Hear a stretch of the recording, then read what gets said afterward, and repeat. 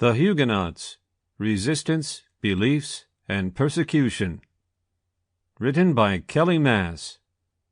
Narrated by Doug Greene. Chapter 1. Who were the Huguenots? An important chapter in history is that in which the Catholic Church was being questioned by the commoners. People were standing up against tyranny and illogical rules. They had it with hypocrisy and double standards. The abuse in the church wasn't representing the text in the Bible. Too much corruption had crept into the clergy, or so the narrative went about across the entire European continent. The Huguenots were a spiritual group of French Protestants who complied with the Reformed or Calvinist Protestant custom. The expression originates from the name of a Swiss politician, Genevan burgomaster Bezanson Hugues, from about 1491 to 1532, and was commonly used in Europe by the 16th century. Huguenot was a term used throughout the Protestant Reformation to describe members of the Reformed Church of France.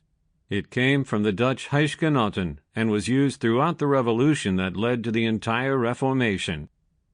Today, we will explore what that meant, and how history took a turn in this important time frame.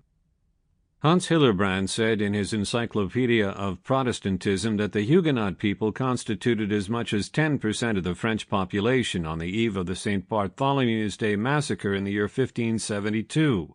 By 1600, it had dropped to 7 to 8%, and it fell much lower after Louis XIV's Order of Fontainebleau re-established serious maltreatment in the year 1685. The Huguenots are thought to have been focused in the population of the Kingdom of France's southern and western areas. Catholic hatred grew as Huguenots got power and more freely proclaimed their faith. From 1562 till 1598, a series of spiritual fights called the French Wars of Religious Belief were battled regularly.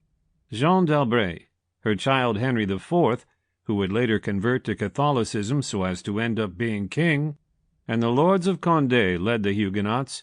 The Order of Nantes, which ensured the Huguenots considerable spiritual, political, and army autonomy, brought the hostilities to a close. In the 1620s, Huguenot disobediences led to the loss of their political and army powers.